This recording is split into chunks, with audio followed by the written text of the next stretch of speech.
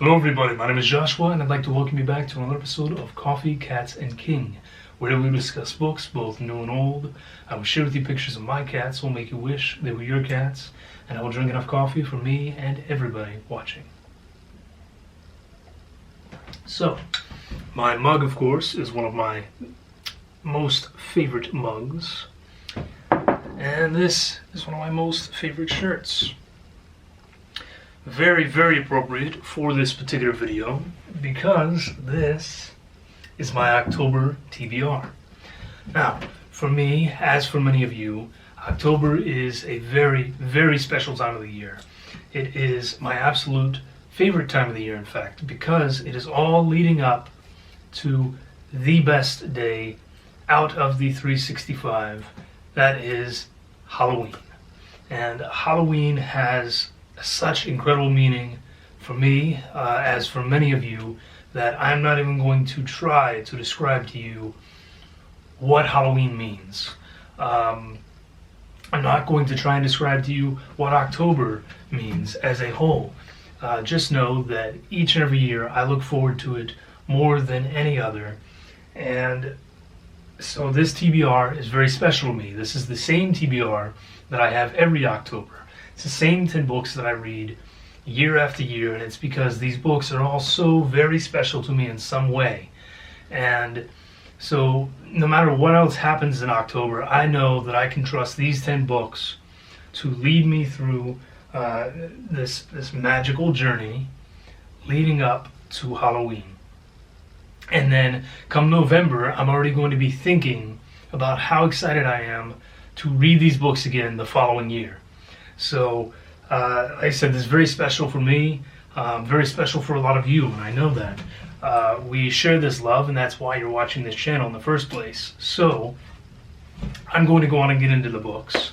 I hope that some of you will read these books if you have not read them before. I hope that you'll check them out. And let's get into it, guys. So, the very first book that I jump into, and have already jumped into actually, is October Dreams, a celebration of Halloween. I'm going to show you this cover a little better because it's just absolutely gorgeous, as well as the spine. And yes, you can see that I have my bookmark in there already. I'm going to show you this bookmark because it is, again, very appropriate.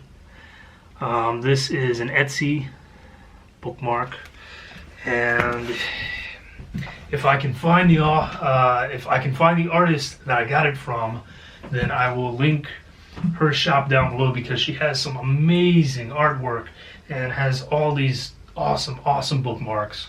So I'll see what I can do to find that for you. October Dreams is the absolute greatest Halloween themed anthology, period. I mean, it's perfect. Perfect, guys. It's over 600 pages, and it is a mix of stories and favorite Halloween memories and anecdotes from some of the greatest authors of all time. I mean, to try and read you some of these people: Dean Koontz, Peter Straub, Poppy Zebright, Nick Hautala, Steve Rasnick-Tam, Thomas Ligotti, Gary Brombeck, Thomas Monteleone, Hugh B. Cave, Simon Clark, Christopher Golden, Ray Bradbury, Jack Ketchum. The list goes on and on and on. This is everything that you want in Halloween and in October. If you are a fan whatsoever of the season, you must own this collection. And I say that kind of regretfully because it can be a difficult collection to find. That said, do not give up hope. Find yourself October Dreams. It's amazing. You're going to love every second of it. After a massive book like that, as much as I enjoy it, it can be draining. So, I jump into some smaller work. This is my favorite Goosebumps book. It is the first Goosebumps book that I read, so it is very special to me. That is Welcome to Dead House. And this one for me, again, it has this awesome cover that just immediately puts you in the mood of Halloween. and of all things spooky. It features a main character whose name is Josh, and it is, in my opinion, one of R.L. Stine's spookiest, scariest, and most disturbing of the Goosebumps series.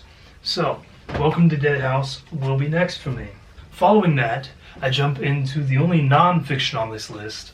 That is Lisa Morton's Trick or Treat, A History of Halloween. And this is such an incredible book. Again, if you are at all interested in the history of Halloween, in the true meaning of Halloween, then this is the book for you, my friends. There is so much misinformation out there regarding the tradition, regarding the roots of the tradition. And Lisa Morton, she takes all of those negative and incorrect beliefs, pushes them aside, and just offers the truth in all its glory and all the darkness that comes with it as well. So, again, if you are at all interested in the history, in the true history, Trick or Treat by Lisa Morton is the book for you. Alright, so these next three all go together, and I will say my dear mother graciously purchased me this collection just recently. I had all these before, and I gave them away to someone I was trying to kind of help instill a love of reading in. So I had not purchased them prior to that, and it was getting close to this time of year, and I was kind of panicking because I hadn't purchased my collection yet. And then, lo and behold, I go over to my mom's house, and she has the Scary Stories to Tell in the Dark books for me. So, starting with Scary Stories to Tell in the Dark, more Scary Stories to Tell in the Dark, and Scary Stories 3, More Tales to Chill Your Bones. So, I don't think that these need any introduction whatsoever. If you have not read the original Scary Stories to Tell in the Dark with the drawings by Stephen Gammell, you are doing yourself a major, major disservice. These are the collections that gave us all nightmares as kids. These illustrations gave us all nightmares as kids. Heck, they still give us nightmares. This is what the spooky season is about, in my opinion, friends. So, I will be devouring all three of these back to back, as I do every year. Following that, I will be jumping into sort of a love letter to the original Scary Stories. This is one that not many people know about, but this is Nightmare Soup. And as you can see, the artwork throughout this is very much inspired by the original. The stories are all very much inspired by the original. And this was something that I found on Kickstarter quite a few years back. I immediately jumped in, supported the guys. So this is a collector's edition that I have, but you can purchase the regular book on Amazon, I believe, or on their website.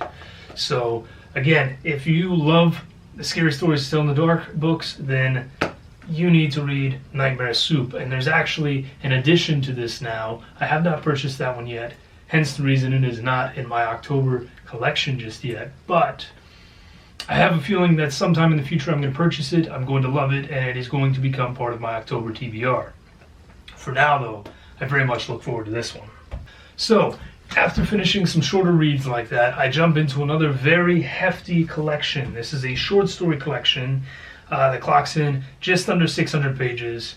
And this is by one of the masters of the craft who just has never been given enough attention, and it is such a sad thing. So, I will start with a little fact about him. Okay? This man, aside from Rod Serling, this man wrote the majority of the Twilight Zone episodes. And he wrote just about all of the classics, all of the fan favorites. That is Charles Beaumont with The Howling Man. And again, this cover, even if you're not afraid of clowns, the imagery is just fantastic. But this is an incredible collection of his short stories. Like I said, it's almost 600 pages, and the man was an absolute genius. Like I said, he wrote more Twilight Zone episodes than anyone other than Rod Serling, and he wrote the majority of the best known episodes. And Charles was just, man, he was incredible. You read his stuff and you are enthralled, you are horrified, you are fascinated, you are disgusted. Something about this man, though, just every time I read his work, it brings me back to this incredible, wonderful, beautiful, magical time of the year. So The Howling Man is one of those collections that I have to get to every year. If nothing else, then to remind me of what a treasure we lost when Charles passed away. So, if you have not read his work before, his collections can be very difficult to get a hold of. That said, recently, I think it's Penguin released a shorter collection of his short stories.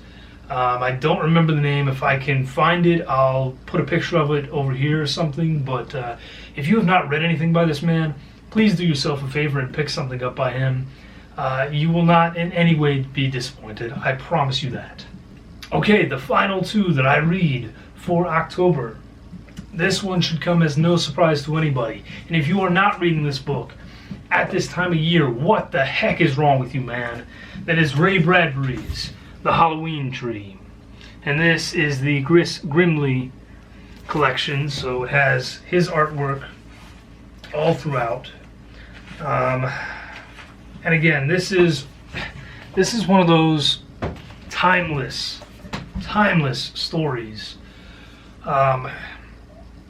I mean, I don't even know how to describe it. If you've not read The Halloween Tree, read The Halloween Tree. Please do it for me. Do it for the Cattons. Do it for this Catton. Do it for that Catton. Do it for them. Make them smile. Make them happy, guys. Read The Halloween Tree, as I will be reading The Halloween Tree.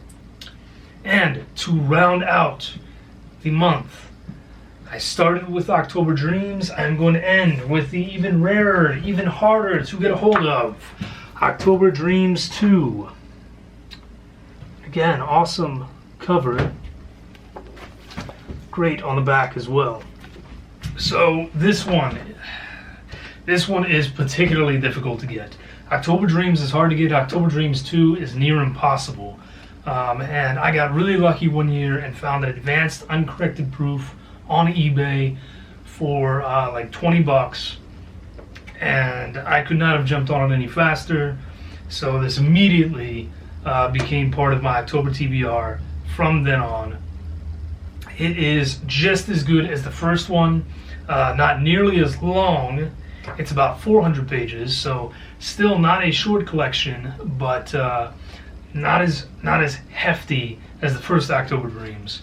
This one, though, is just as good. Again, it's short stories, it's Halloween memories and anecdotes from some of the absolute greatest writers, period. I can't say anything else about this one that I haven't really said about the first one. They are both incredible collections. If you ever get the chance to pick them up, please do so. They're amazing. They're great for any time of year, but this time of year, it says it in the title, guys. These are the perfect October reads. So, there you go. That is my October TBR. You can expect the same TBR with maybe a change or two if I find another book that I have to read. You can expect that next year, but this is it for this year. I cannot wait to get into it. I've already gotten into it, actually. And guys, I hope that all of us can enjoy this season, that we can enjoy this month, this time of year, this magical time of year. It means so much to me. I know it means so much to you guys. Again, thank you for joining me. I have some really exciting stuff planned for this month. I know that I've been very unreliable in my videos lately. I apologize for that. I have so much personal crap going on that's just preventing me from getting in front of the camera. But at the end of the day, I love doing this. I love talking with you guys, and I am going to be on here more. and I'm going to be on here regularly once again. I'm getting closer and closer to that 500 mark. I can't wait for it. We are definitely going to do something very special for that. We're going to do that live show that we talked about. I may be doing something special like that this month just because, you know, again, there's magic in the air and it's getting me all wiggly, you know? So we'll see what happens. But thank you guys for joining me. I hope that you have read some of these. If you have not, please pick them up. If you have any questions about any of them, let me know. And just have an incredible month, guys. Not an incredible day, not an incredible week. Have an incredible month. Make the most of October. So there you go, guys. Stay safe. Have an incredible month, and I will see you all again very soon. Cheers.